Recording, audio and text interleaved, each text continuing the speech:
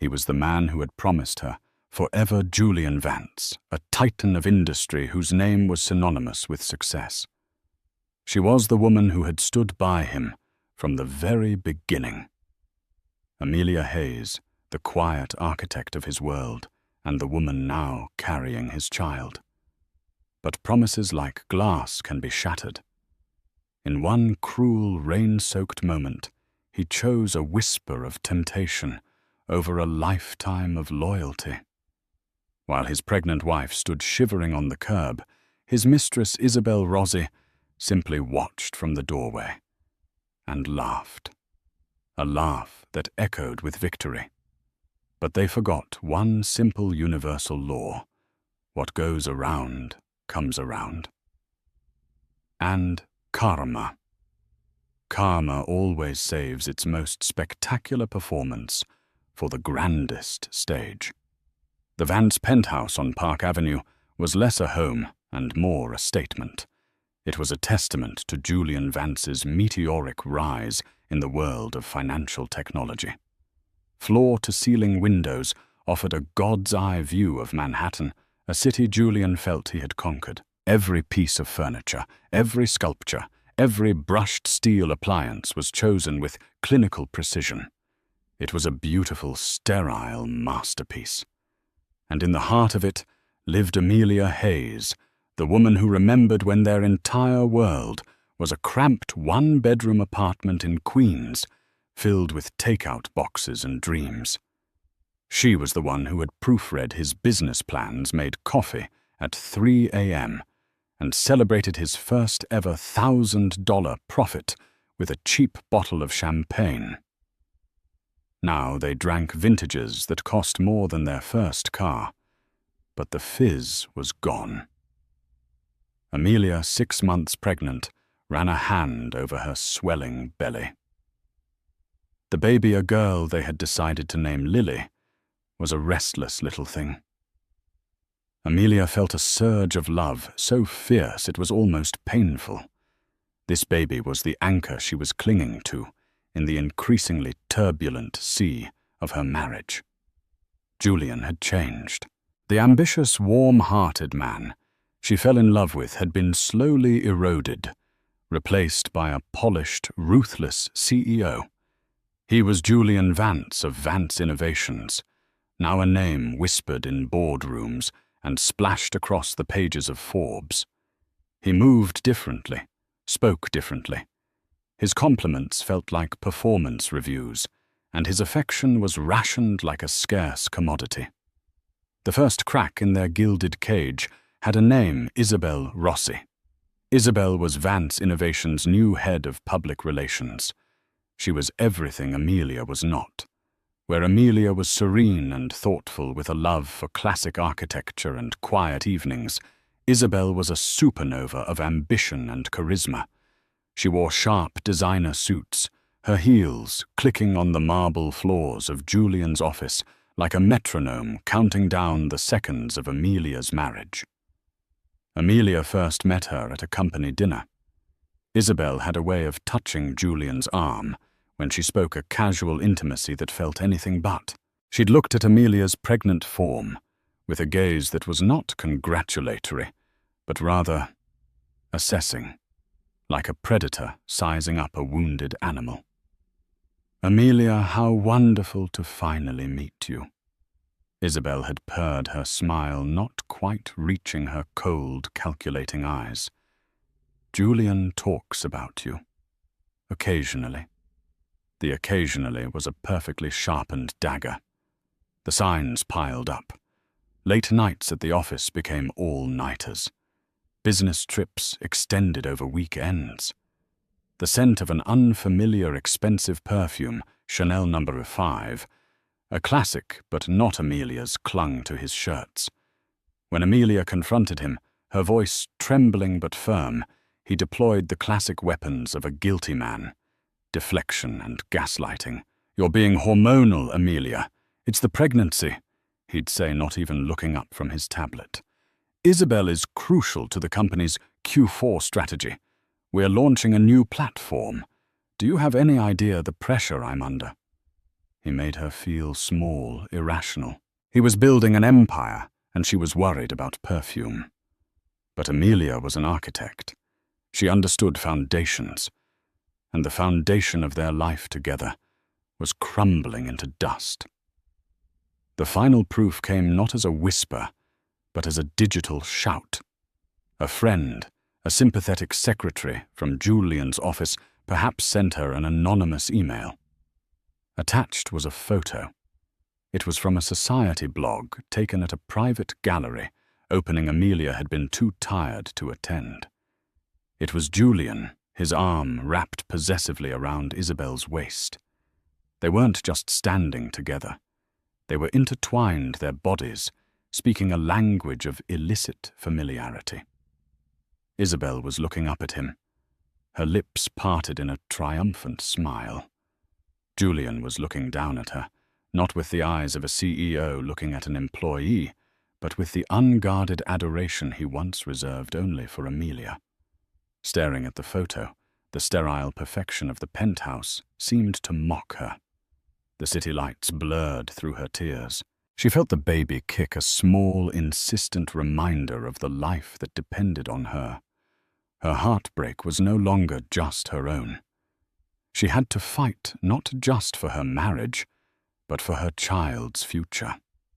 That evening, when Julian came home, he found Amelia waiting for him in the living room. The tablet with the photo was on the coffee table. The air was cold and still. "Explain this, Julian," she said, her voice quiet, devoid of hysteria, which seemed to unnerve him more than shouting would have. He looked at the photo, and for a fleeting moment, a flicker of shame crossed his face. It was quickly replaced by a mask of hardened resolve. The fight was over before it even began. He had already made his choice. "Amelia," he began, his tone that of a CEO handling a difficult but necessary downsizing. "Things have been complicated for a while now. We've grown apart." "Grown apart," she repeated the words, tasting like ash. "Julian, I am carrying your child, our daughter." "There is no growing apart from that. The pregnancy complicates things, I admit," he said, and the coldness of his words struck her with the force of a physical blow. "But Isabel, she understands my world. She challenges me. She's aligned with my future." "And I'm not," Amelia whispered, her heart breaking into a million pieces. "The woman who believed in you when you had nothing." He wouldn't meet her eyes. People change, Amelia. That was it. 10 years of love, loyalty, and shared dreams dismissed with 3 words. She knew then that the man she married was gone. In his place stood a stranger in an expensive suit, a hollow man who saw his unborn child as a complication and his wife as a relic of a past he was eager to shed. The battle wasn't to save her marriage. The battle now was to survive its demolition. The rain began that night, a relentless, miserable drizzle that mirrored the weeping of Amelia's soul. She had hoped for a fight, for remorse, for anything other than the chilling finality in Julian's eyes. But there was none. He had already moved on, and she was just a loose end to be tied up. The next few days were a blur of stilted conversations and suffocating silence. Julian moved into one of the guest suites, a stranger in his own home. He communicated with her through short, impersonal texts, mostly about logistics. Lawyers would be in touch. An arrangement would be made. The arrangement came in the form of a manila envelope left on the kitchen island. It contained a divorce settlement proposal. It was generous, clinically so. It offered her a lump sum that would ensure she never had to work again, a trust for the baby, and a list of available high-end apartments. It was a severance package for a decade of her life. Appended to it was a non-disclosure agreement that would gag her from ever speaking about their life or his infidelity. He wasn't just divorcing her. He was trying to erase her. Amelia didn't want the money. She wanted the life they had built, the future they had planned for their daughter. She wanted the man who held her hand in the hospital during the first ultrasound and cried when he heard the tiny, fluttering heartbeat. Where had that man gone? The final brutal act happened a week later. Amelia was packing a small bag of personal items, photographs, a book of poetry he'd given her. Her mother's locket when she heard the front door open. It wasn't Julian. It was Isabel. She stood in the grand foyer as if she owned it, dressed in a blood-red dress that seemed to defy the gloom of the day. She surveyed the apartment with a proprietary air, her eyes finally landing on Amelia. "I thought I'd come and see the progress," Isabel said, a smug little smile playing on her lips. "Julian felt it would be better if you expedited your departure. It's awkward, you understand." Amelia felt a cold fury rise within her, a protective instinct for herself and her unborn child. "This is still my home, Isabel. You have no right to be here." Isabel laughed, a short, sharp sound that echoed in the cavernous room. "Oh, darling, don't be so naive. A home is just property. And this property is about to be under new management. I'm thinking of a complete redesign. This whole aesthetic you have. It's so gentle. So last season." Each word was a calculated cruelty. Just then Julian walked in. He stopped short when he saw the two women, a flicker of discomfort on his face. "Isabel, I told you to wait in the car," he said, his voice tight. "I got impatient," she purred, walking over and linking her arm through his. "I wanted to make sure things were moving along. We have dinner reservations at Per Se, and I need time to change." Amelia looked at Julian, pleading with her eyes. "Say something. Defend me. Defend our history." He just looked away, his jaw tight. "Amelia, the lawyers said you agreed to be out by the end of the week. It's better to just get this over with." "Get this over with." Amelia's voice finally broke. Tears streamed down her face. "This is our life, Julian. You can't just throw it away for her." She gestured towards Isabel, whose smile only widened. "It's already done," Julian said, his voice flat and devoid of emotion. "The sooner you accept it, the easier it will be." He started to walk towards the door, pulling Isabel with him. Overwhelmed by a tidal wave of grief and desperation, Amelia followed them. She reached out her hand, landing on Julian's arm. "Julian, please, don't do this. Think about Lily. Think about our daughter." It was the wrong thing to say. His face hardened into a mask of pure, cold fury. He turned his body tense. "I told you. It's over." He pulled his arm away from her grasp, but he did it with such force, such dismissive anger, that Amelia, caught off balance, stumbled backward. Her heel caught on the edge of a rug. For a terrifying, heart-stopping moment, she was airborne, her arms windmilling as she tried to regain her footing. She landed hard against the hallway console table, a sharp pain radiating from her hip. Her hands flew instinctively to her stomach, a gasp of fear escaping her lips. It wasn't a violent shove, but it was a push nonetheless, a physical manifestation of how he was pushing her out of his life.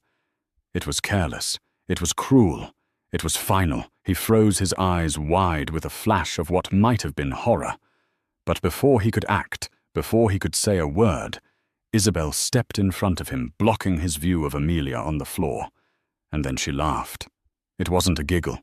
It was a throaty, genuine, triumphant laugh. A laugh that said, "I have won. You have lost. And it is glorious." "Oh my," Isabel said, looking down at Amelia with mock concern. "So clumsy. You really should be more careful in your condition." The sound of that laugh, more than the fall, more than the divorce papers, more than the affair itself, shattered the last vestiges of Amelia's love for Julian. In that moment, she saw him not as the man she had lost, but as the weak, spineless coward he had become, a man who would stand by and let another woman laugh at the mother of his child, crumpled on the floor. Julian just stood there, paralyzed, a puppet whose strings were now held by Isabel. He didn't offer a hand. He didn't ask if she was okay. He just let Isabel lead him out the door, away from the wreckage of the life they had built. As the heavy penthouse door clicked shut, the sound of Isabel's laughter still echoing in the hallway, Amelia stayed on the floor, cradling her stomach, the cold marble seeping into her bones. The physical pain in her hip was nothing compared to the agony in her heart. She was alone. Truly, utterly alone. But as she felt a reassuring flutter from within her womb, a tiny spark of steel ignited in her soul. She had been pushed down, but she would not stay down. For Lily, she would rise. The first few weeks were a descent into a grey, featureless hell. Amelia moved into a small, characterless apartment that her friend and lawyer Clara had found for her. The silence was the loudest thing in the room, a constant screaming reminder of all she had lost. She would wake up in the middle of the night, her hand reaching for Julian's side of the bed, only to find it cold and empty. Clara was her rock. A sharp, fiercely loyal litigator, she handled the legalities with a ruthlessness that Amelia couldn't muster. She tore Julian's initial settlement offer to shreds. "This isn't a settlement, it's an insult," Clara had fumed, pacing Amelia's tiny living room. "He thinks he can buy your silence and your dignity with a wire transfer. No. We fight for what's yours, what's Lily's. He doesn't get to detonate your life and walk away with a clean conscience and a good press release." Amelia, numb and exhausted, let Clara handle it. She focused on the only thing that mattered, her baby. She went to every doctor's appointment, alone, her heart aching as she saw other couples holding hands in the waiting room. She painted the nursery in her new apartment, a soft, hopeful yellow.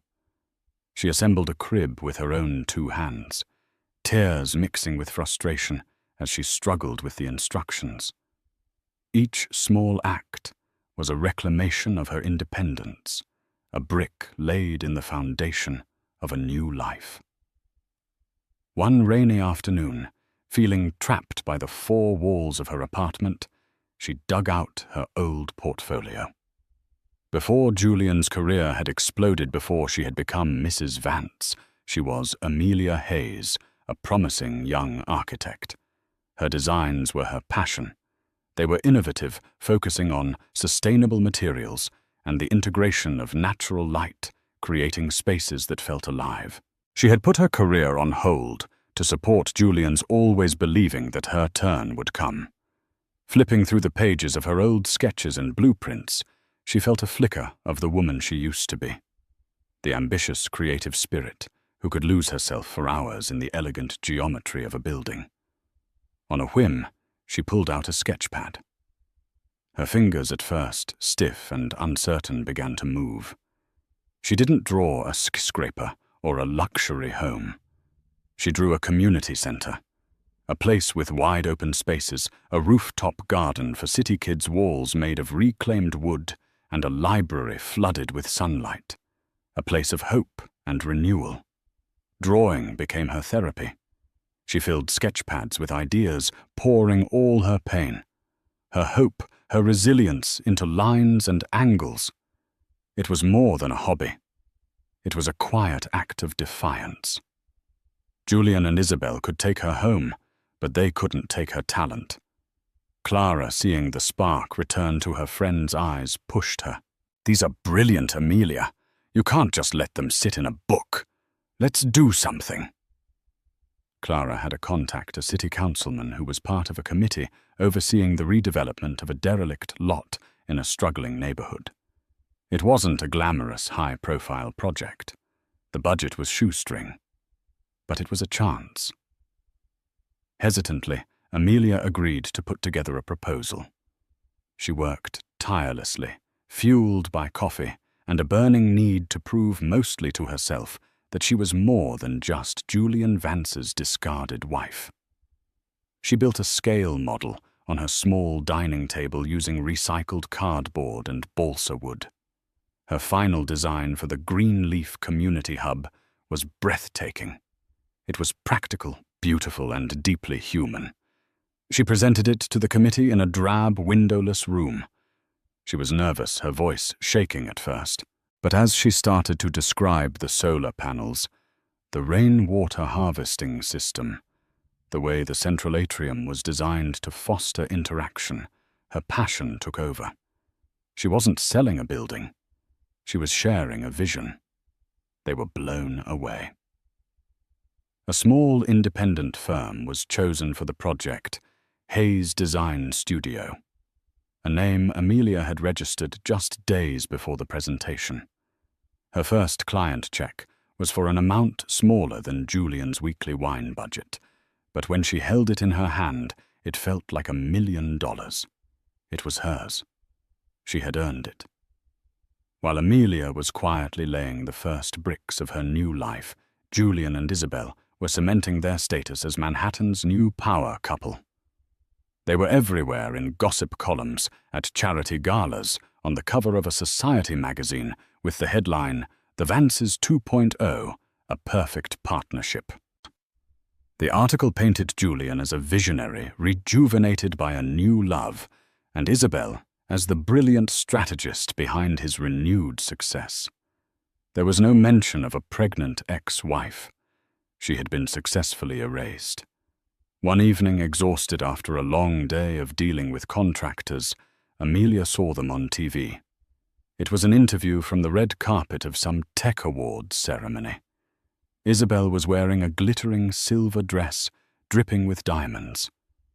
She leaned into the microphone, her voice smooth as silk. "Julian's genius is that he's always looking forward," she said, squeezing his arm. "He doesn't get bogged down by the past. It's all about innovation, disruption, and building a better future." Julian beamed, preening under her praise. Watching them, Amelia didn't feel the familiar stab of pain. Instead, she felt a strange sort of pity.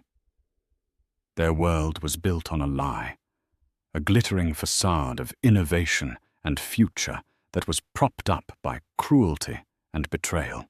Amelia looked down at her own hands, smudged with graphite, and a bit of dough from the construction site. She was building something real, something tangible, something that would bring light and hope to a community. Let them have their red carpets and their flashbulbs. She was an architect.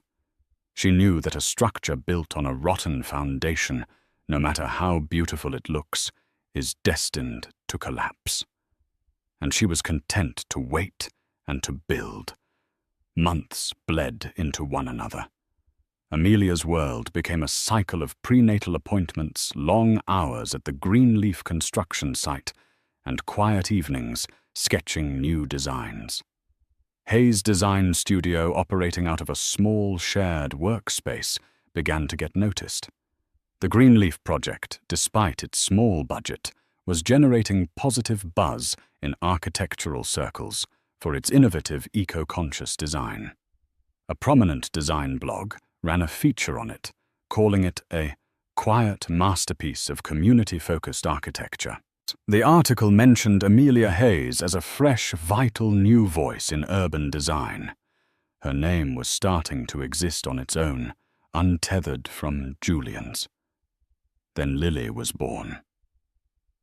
Holding her daughter for the first time, Amelia felt a profound sense of peace.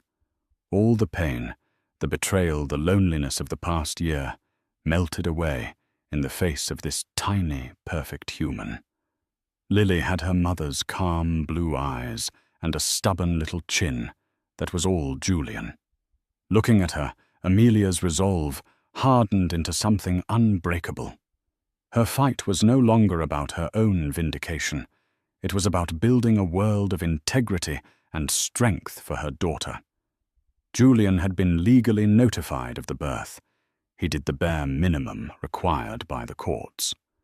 Child support payments arrived on time, transferred electronically, as impersonal as a utility bill.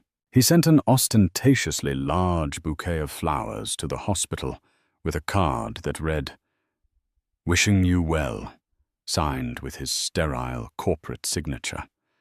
He made no request to see his daughter.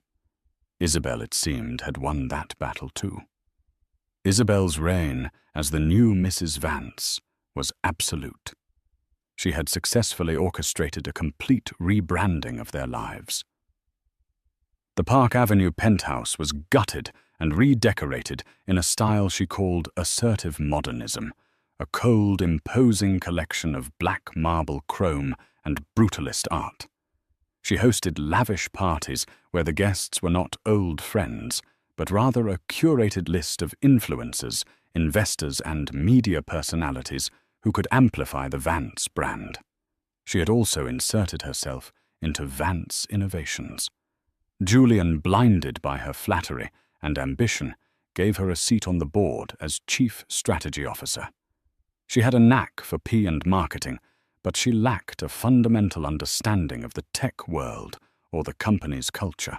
Old guard employees loyal to the company Julian had built began to grumble. She was all style, no substance, making sweeping decisions based on optics rather than sound business principles.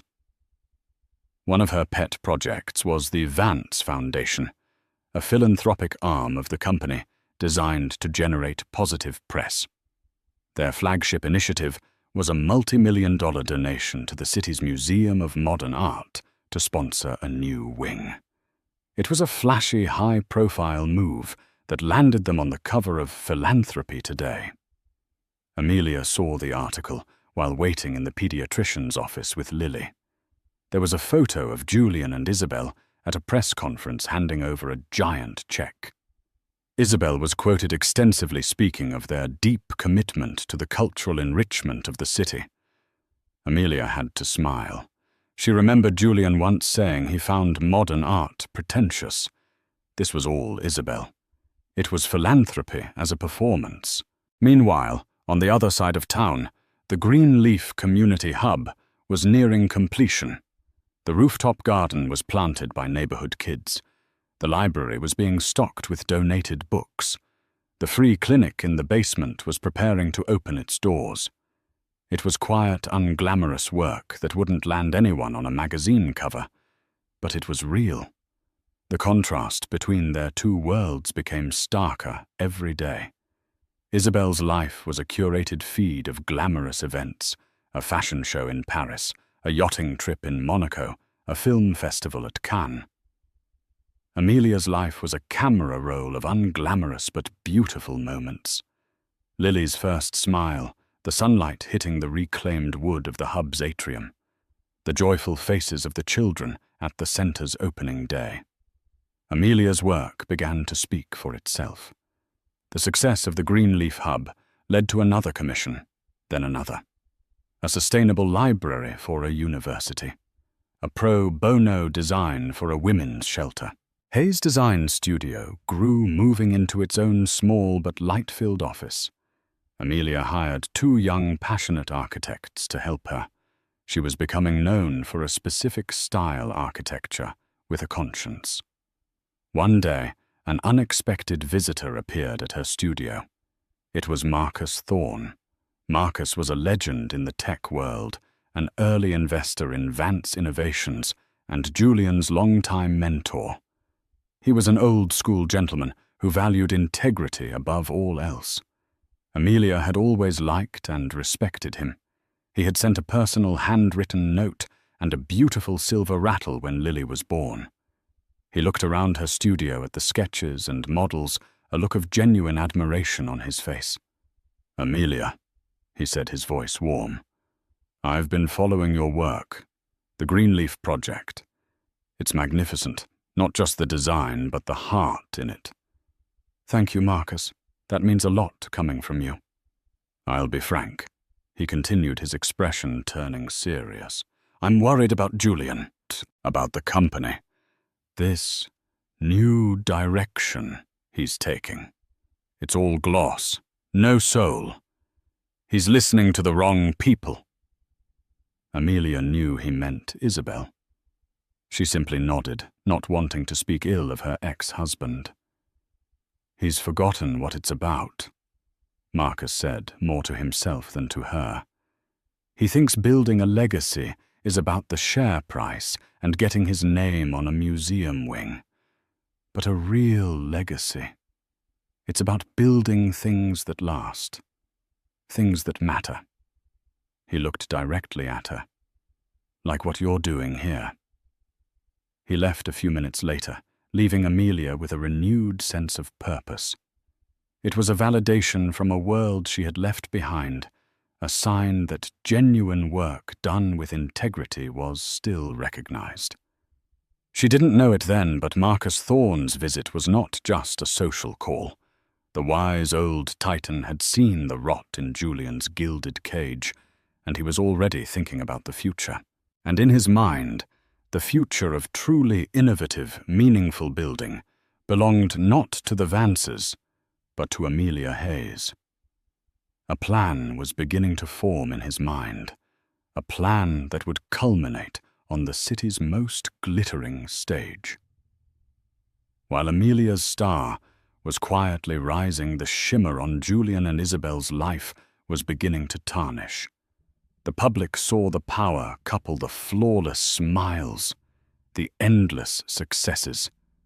But behind the closed doors of the assertively modern penthouse, a different reality was taking shape. Isabel, having secured her position, grew more audacious. Her spending was astronomical. She saw the Vance fortune not as something to be nurtured, but as a resource to be consumed. Her rebranding of Julian involved not just his public image, but his private life. She systematically pushed away his old friends, the ones from his pre-billionaire days, replacing them with her own circle of shallow socialites and media sycophants. Julian at first was intoxicated by it all. It was the life he thought he wanted. Glamorous, fast-paced, and admired. Isabel was the ultimate status symbol. But the thrill was fading, replaced by a gnawing emptiness. His conversations with Isabel were never about ideas or dreams. They were about guest lists, press coverage, and brand positioning. She wasn't his partner. She was his publicist. The first major crack appeared at Vance Innovations. Isabel, in her role as Chief Strategy Officer, championed a high-profile acquisition of a flashy but volatile social media startup. She pushed it through the board against the advice of the company's seasoned chief financial officer, who warned that the startup was massively overvalued and hemorrhaging cash. "You're thinking like an accountant," Isabel had argued in the boardroom, her voice dripping with condescension. "I'm thinking like a visionary. The synergy is undeniable. The optics are perfect. This will make us relevant to the Gen Z market." Julian, wanting to support her, and perhaps prove to himself that his choice in her was the right one, cast the deciding vote. "Let's be bold," he had declared. 6 months later, the startup imploded. A scandal involving data privacy emerged. The user base collapsed, and Vance Innovations was forced to write off nearly $1 billion. The stock plummeted. It was the first major failure in the company's history. The business journals, once so fawning, were now critical, questioning Julian's judgment and the undue influence of his new wife. The fallout was brutal. The old CFO resigned. Morale at the company hit an all-time low. For the first time, Julian felt the cold grip of real fear. The empire he had built felt fragile. The arguments with Isabel began. They were no longer about trivial things like dinner plans. They were bitter, vicious fights that echoed through the cold marble halls of their penthouse. "This is your fault," Julian yelled one night, waving a copy of the Wall Street Journal with a scathing article about the failed acquisition. "You pushed this. You didn't know what you were talking about." "My fault," Isabel shrieked back, her perfect composure finally cracking. "I'm the one who made you a household name. Before me, you were just another boring tech nerd. I gave you a brand. I gave you a life. You're blaming me because your precious company hit a bump in the road." In that moment, Julian saw her with terrifying clarity. He saw the boundless, selfish ambition, the complete lack of accountability. She didn't care about Vance Innovations, the company he had poured his blood, sweat, and tears into. It was just a vehicle for her. He was just a vehicle for her. He began to think of Amelia. He remembered how she would challenge his ideas not to undermine him, but to make them better. He remembered her quiet wisdom, her genuine concern for the people who worked for them. He remembered her talking about building a company with a good culture, not just a good stock price. The things he had once dismissed as gentle and last season now seemed like pillars of strength and stability. Regret began to creep into his heart, a cold and unwelcome guest. He found himself secretly looking up Hayes Design Studio online. He saw the feature on the Greenleaf Hub. He saw the glowing testimonials from clients. He saw a photo of Amelia at the opening ceremony, holding a baby. His baby. His daughter, Lily. She looked happy, serene, stronger than he had ever seen her. There was a light in her eyes that he hadn't seen in years, a light he now realized he had been the one to extinguish. She wasn't just surviving, she was thriving, and she was doing it without him. A strange, bitter mix of pride and jealousy churned in his gut. One day he ran into Marcus Thorne at a lunch club. "Julian," Marcus said, his tone cool. "Tough quarter. We'll bounce back, Marcus. We always do." "Will you?" Marcus looked at him intently. The market can forgive a financial mistake. It's much harder to forgive a loss of character. You've lost your way, son. Julian bristled. "I don't need a lecture." "No, you probably don't," Marcus said, his voice softening slightly. "You need a mirror. By the way, I saw Amelia the other day. She's doing remarkable things. Truly remarkable. And that little girl of hers, of yours, she's beautiful." The mention of Lily was like a physical blow. Julian walked away from the conversation feeling hollowed out.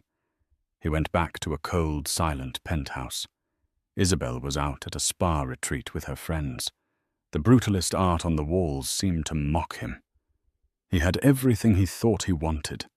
A trophy wife, a famous name, a life of unimaginable luxury. So why did he feel so utterly, miserably alone? Why did the memory of a small, cramped apartment in Queens, filled with cheap champagne and real laughter, feel more like home than this soulless palace ever had? The gilded cage had become a prison, and he was beginning to realize he was the only one with the key, but had long forgotten where he put it.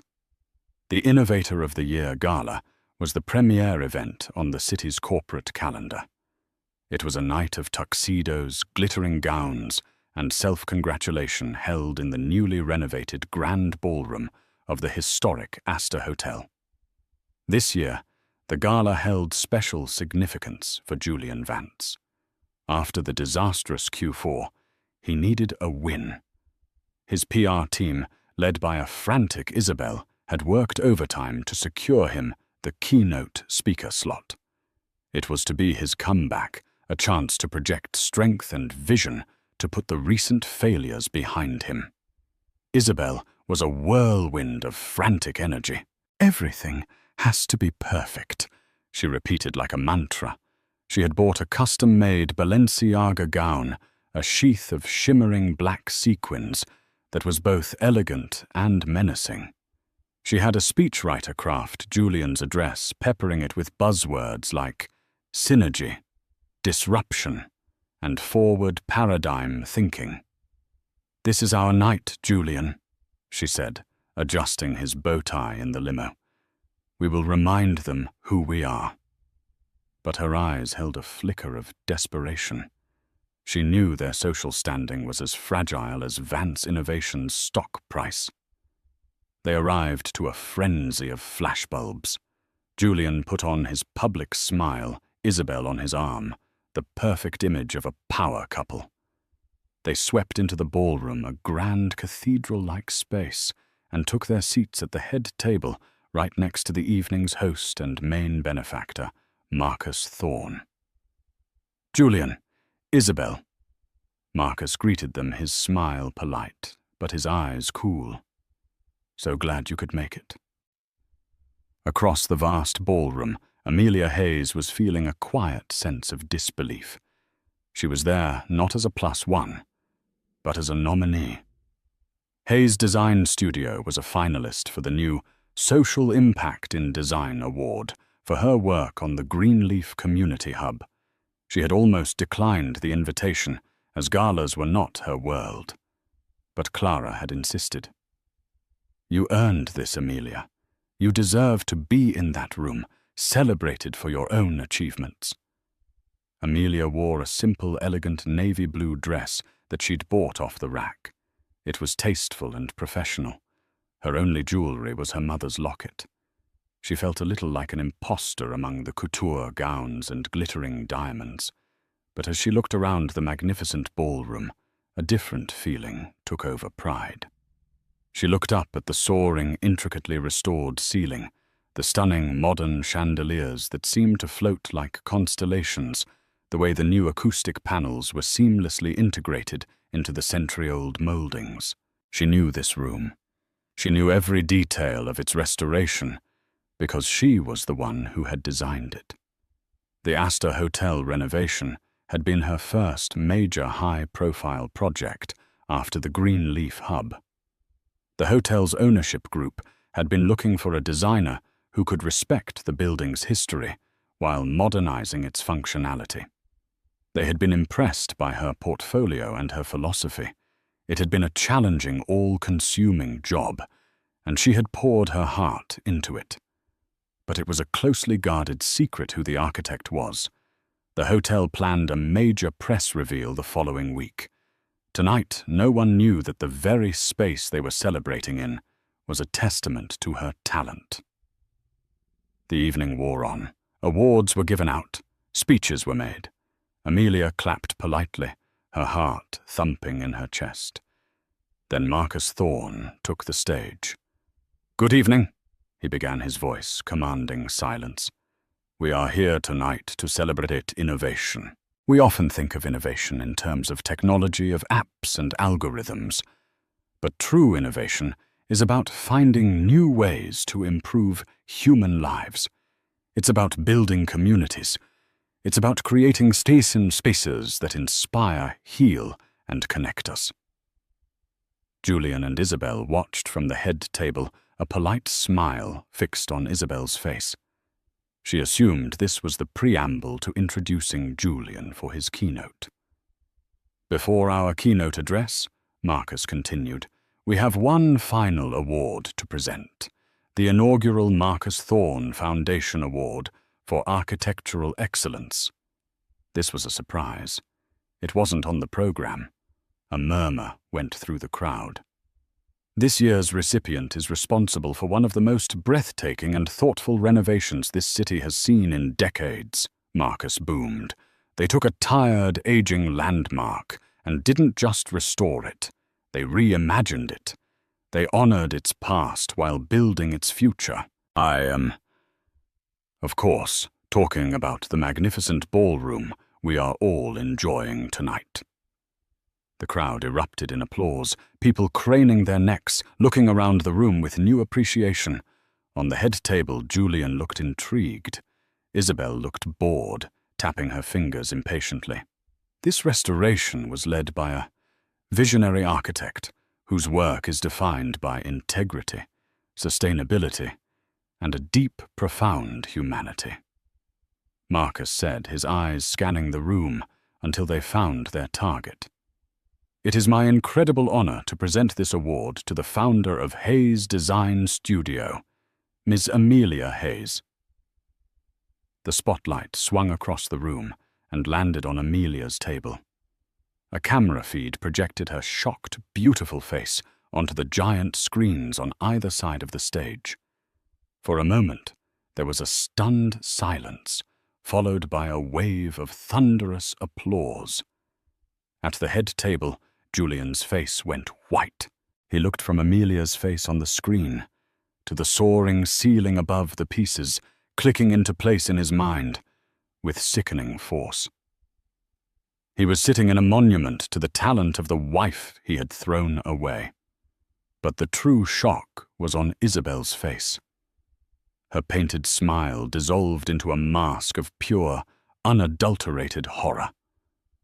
Her eyes darted from Amelia to Julian, and back again, a silent, panicked scream in her gaze.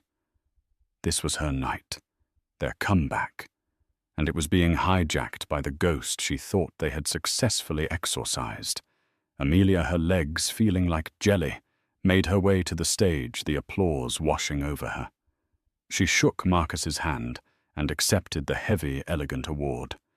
She stepped up to the podium, looking out at the sea of faces, her eyes briefly meeting Julian's. She saw in them a universe of shock and regret. She felt nothing. She gave a short, graceful speech, thanking her team and the hotel group.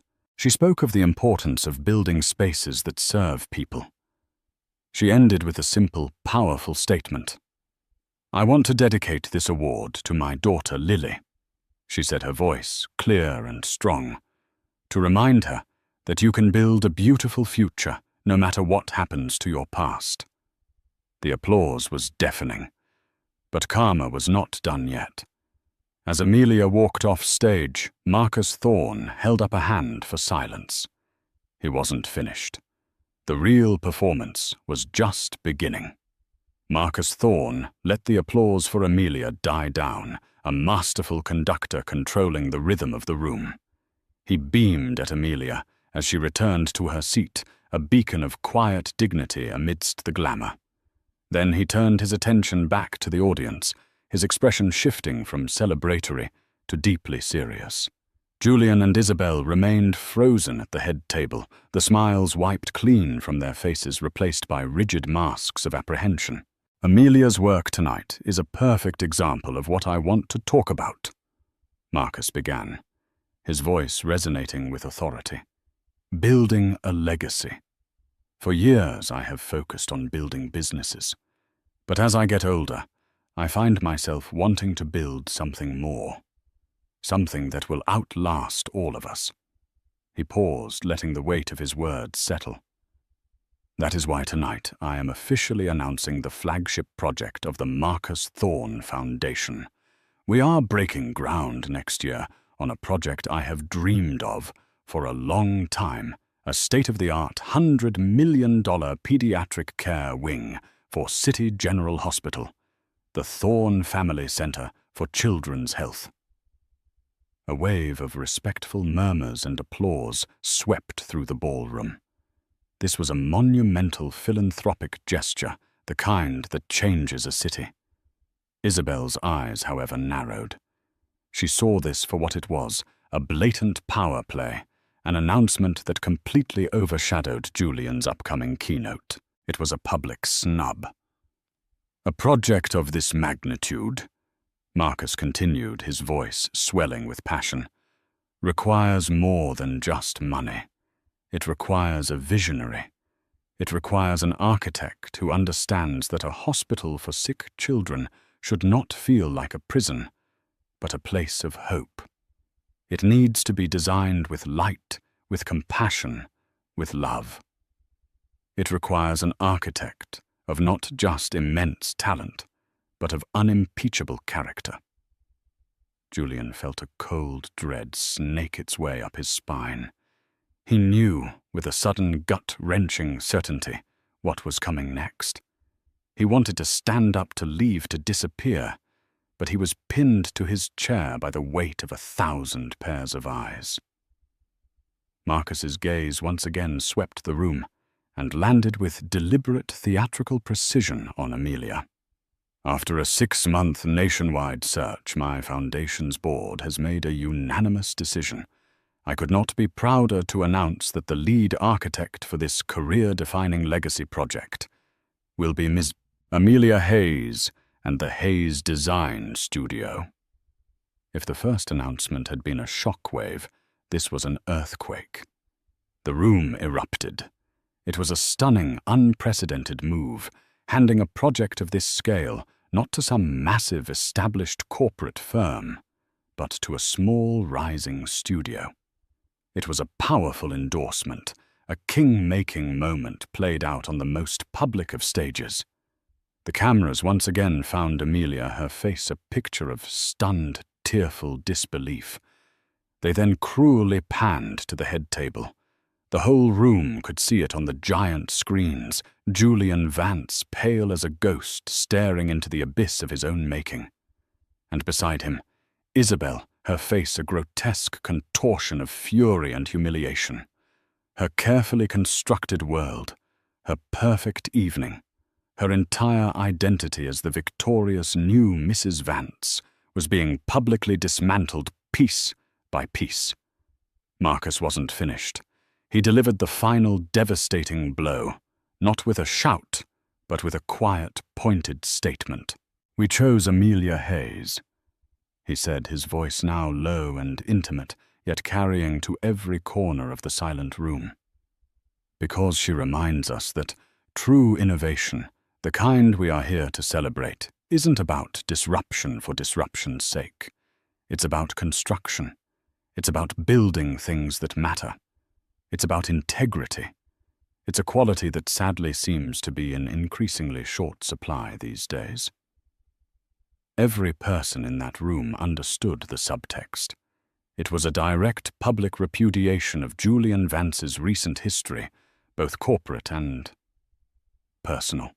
Marcus Thorne, his mentor, his kingmaker, had just publicly stripped him of his crown and handed it to the wife he had so cruelly discarded. The humiliation was absolute, a nuclear winter of social death. Isabel couldn't take it.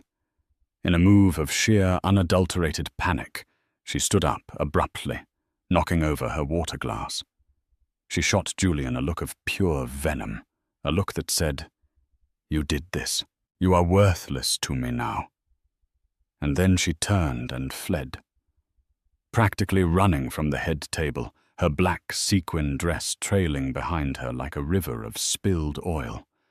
The cameras followed her ignominious exit. The room was left in a stunned electric silence. Julian sat alone at the center of it all, the spotlight of his failure shining down on him. His keynote speech, the one about forward paradigm thinking, lay forgotten on the table. The future had just been announced, and it had nothing to do with him. He finally looked across the room at Amelia. She was surrounded by well-wishers, people congratulating her, shaking her hand. She was radiant. She was the center of this new, brighter universe. She met his gaze one last time. There was no triumph in her eyes, no malice, no "I told you so." There was only a quiet, sad finality. A door closing. Then she turned away, back to her friends, back to her future. Julian Vance, the titan of industry, the innovator of the year, slowly stood up. He walked off the stage, not to the sound of applause, but to a symphony of whispers. He had pushed Amelia out of his life, and Isabel had laughed. Now the entire world had watched him fall and had given Amelia a standing ovation as she rose. Karma had not just hit, it had orchestrated a masterpiece. In the end, Julian Vance lost everything that truly mattered. Isabel left him that very night, her investment in him having yielded nothing but public shame. His company faltered, his reputation shattered. He was left alone in a cold, empty penthouse, a monument to his own bad choices. But this story isn't about his fall. It's about Amelia's rise. She never sought revenge. She simply chose to build. She built a new life, a thriving business, and with the Thorne Family Center, she would build a legacy of hope for countless children. She stands today, not as a victim of a bitter past, but as the proud architect of her own triumphant future with her daughter Lily by her side. Amelia's journey is a powerful reminder that our greatest strength is not found in tearing others down, but in building ourselves up brick by brick. True success isn't measured in dollars or headlines, but in integrity, resilience, and the positive impact we leave on the world. If Amelia's story of strength and perseverance moved you, please show your support by giving this video a like and sharing it with someone who might need to hear it. Don't forget to subscribe to our channel for more true life stories that inspire. And we want to hear from you. What part of Amelia's comeback resonated with you the most? Let us know in the comments below. Thank you for watching.